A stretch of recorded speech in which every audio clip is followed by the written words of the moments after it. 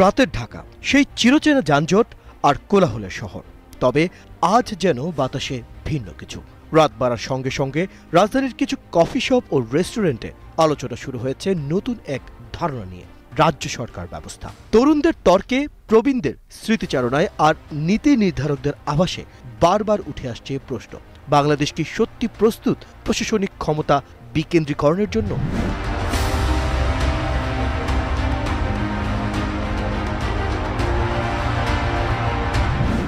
এই আলোচনা নতুন নয়, তবে সাম্প্রতিক কিছু প্রেক্ষাপট এটিকে আবার সামনে নিয়ে এসেছে। ঢাকার ওপর অতিরিক্ত চাপ, আঞ্চলিক বৈষম্য এবং উদীয়মান অর্থনৈতিক শক্তি হিসেবে বাংলাদেশের বিকাশ, এই সব মিলিয়ে অনেকেই বলছেন প্রদেশভিত্তিক সরকার ব্যবস্থা এখন সময়ের দাবি।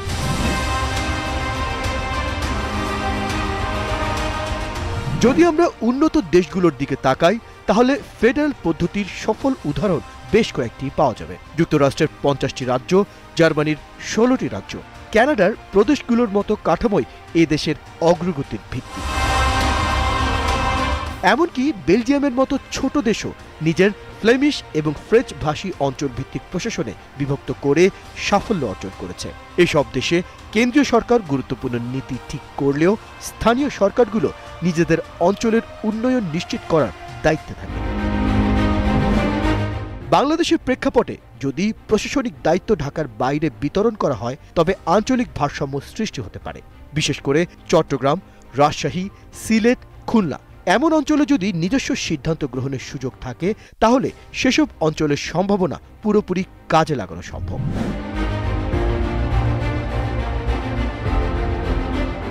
আজকের ঢাকা যেন একটি গন্তব্য নয়, বরং পুরো দেশের কেন্দ্রবিন্দু। সরকারি অফিস থেকে শুরু করে বাণিজ্য, শিক্ষা, স্বাস্থ্য সবই ঢাকা কেন্দ্রিক। ফলে একদিকে যেমন ঢাকার অবকাঠামো ভেঙে পড়ছে, অন্যদিকে অন্যান্য অঞ্চলের উন্নয়ন বাধাগ্রস্ত হচ্ছে।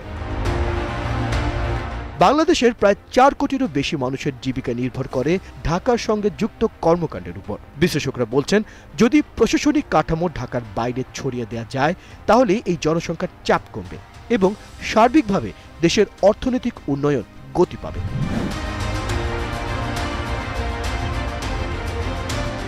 ফেডারেল সরকার ব্যবস্থা বাস্তবায়ন করতে হলে বাংলাদেশের সংবিধানে বড় ধরনের পরিবর্তন আনতে হবে।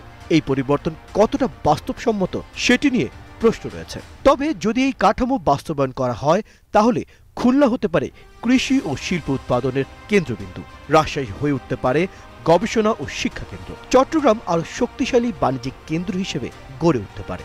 আঞ্চলিক এই সম্ভাবনাগুলোকে কার্যকর করতে হলে স্থানীয় সরকারের ক্ষমতা এবং অর্থনৈতিক নিয়ন্ত্রণ নিশ্চিত করতে হবে।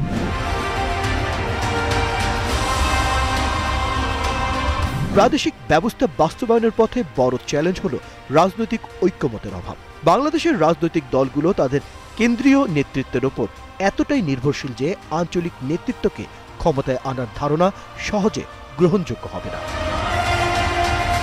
তাছাড়া দুর্নীতি, প্রশাসনিক দক্ষতার অভাব এবং আঞ্চলিক বৈষম্য আরও গভীর হওয়ার আশঙ্কাও রয়েছে।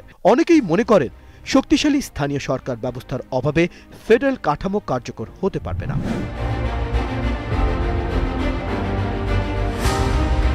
ঢাকা বিশ্ববিদ্যালয়ের সমাজবিজ্ঞান বিভাগের অধ্যাপক শফিকুল ইসলাম বলেন, রাজ্য সরকার ব্যবস্থা বাংলাদেশে একটি বিপ্লবী পরিবর্তন আনতে পারে। তবে এই পরিবর্তন আনতে হলে রাজনৈতিক সদিচ্ছা ও দক্ষ প্রশাসনের প্রয়োজন। অন্যদিকে তরুণ উদ্যোক্তা সাইফুল ইসলাম মনে করেন, দেশকে প্রদেশে ভাগ করা হলে আমরা ঢাকার বাইরেও আমাদের ব্যবসা সম্প্রসারণ করতে পারব। স্থানীয় অর্থনীতির উন্নয়ন হলে দেশের সামগ্রিক প্রবৃদ্ধি বাড়বে। রাজ্য সরকার ব্যবস্থা শুধু প্রশাসনিক কাঠামোর পরিবর্তন নয়, এটি বাংলাদেশের ভবিষ্যতের উন্নয়ন কৌশল। ঢাকার চাপ কমিয়ে সারা দেশে সমান সুযোগ ও উন্নয়ন নিশ্চিত করতে এটি একটি কার্যকর সমাধান হতে পারে। তবে এই পথ সহজ নয়। পরিবর্তন আনতে হলে প্রয়োজন সবার সম্মিলিত প্রচেষ্টা এবং সুদূরপ্রসারী পরিকল্পনা। আজকের আলোচনা আগামী দিনের ভিত্তি হতে পারে। হয়তো একদিন বাংলাদেশে প্রশাসনিক ক্ষমতা বিকেন্দ্রীকরণের মাধ্যমে এক নতুন দিগন্ত উন্মোচিত হবে। প্রশ্ন একটাই, আমরা কি এই সাহসী পদক্ষেপ নেওয়ার জন্য প্রস্তুত?